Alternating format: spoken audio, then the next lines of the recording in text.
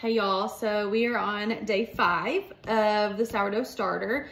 I skipped a video yesterday because it was my mom's birthday and we were eating dinner and stuff really late, so I just didn't get around to it. But basically you were just going to do the same thing that you did on day 3. You're going to do the same thing today. You're going to discard half of your starter and you are going to feed her. Okay, and we're getting really super close to bread making. So at the end of this video, I'm going to post a picture about a few of the things that you might want to get for baking your first loaf. So first, let's discard.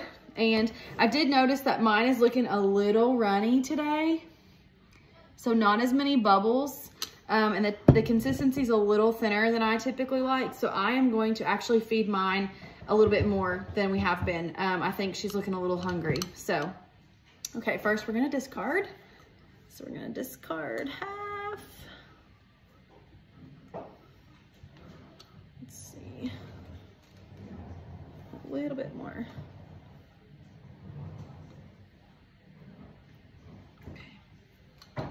Okay, now I'm going to adjust my rubber band. And so everybody's volume is going to look a little different because of your jar size. So if you are using a smaller jar than me, then your volume is gonna look different. If you're using a larger jar than me, it is gonna look different.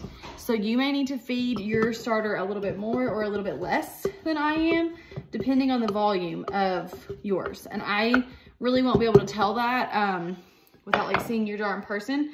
So just kind of judge it by, if it's looking too runny, then she's probably hungry. If it's starting to get a little bit of hooch on it, which I feel like this one is possibly, like could, if I did not feed her more today, get a little bit of hooch. So we definitely want to make sure that our starter is healthy and not hungry. So I'm going to go ahead and feed probably 2 cups of flour today. I'm going to go back to that original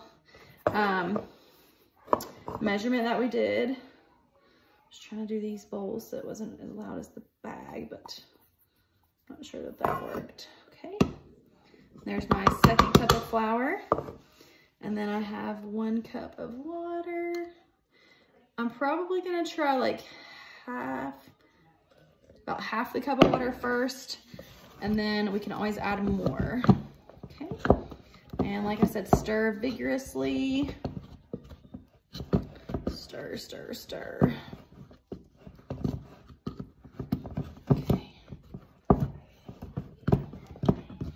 This is not my normal spoon. I think it is actually in my dishwasher.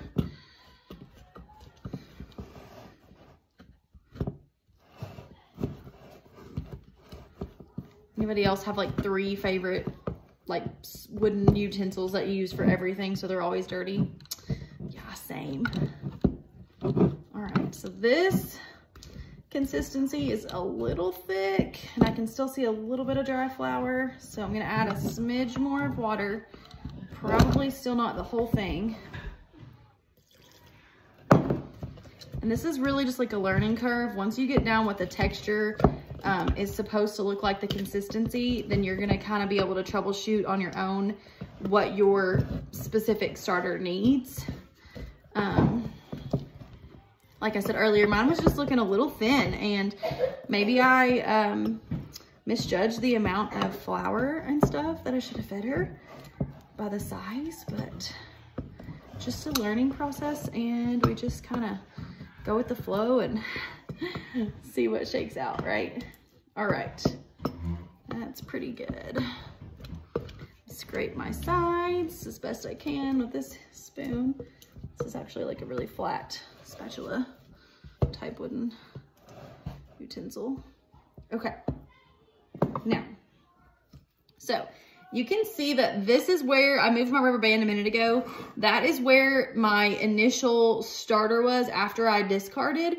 And so now my starter is up to here. That is what you want. You want to make sure when you're feeding your starter that you are feeding it the same amount of flour and water as what starter you had. Okay, so like my starter was right here. I fed it this same amount of flour and water. Okay, so that's really a good way to tell. Instead of like by measurements, you can't always tell by the measurements. Like I said earlier, it just kind of depends on your volume that you have in your jar, how much it's rised and falls. Okay, Now here is the consistency. So back to kind of like what we wanted, like a thick pancake batter consistency. Okay. That should be good. And we're just gonna close her up and sit her on the stove. And I will post a picture and a couple of links below in the comments of a Dutch oven. That is like the only way that I've ever made sourdough. I know there are some videos on YouTube and TikTok of how to have your bread rise without a Dutch oven. I have never personally done that. So I'm gonna bake mine in a Dutch oven. If you have Prime or like Walmart, then you could probably find a Dutch oven by the weekend and still have time to get one before you break your bread. So I will post a picture and some links below in the comments of the Dutch oven that you will need to bake your bread in 2 days. So come back for that.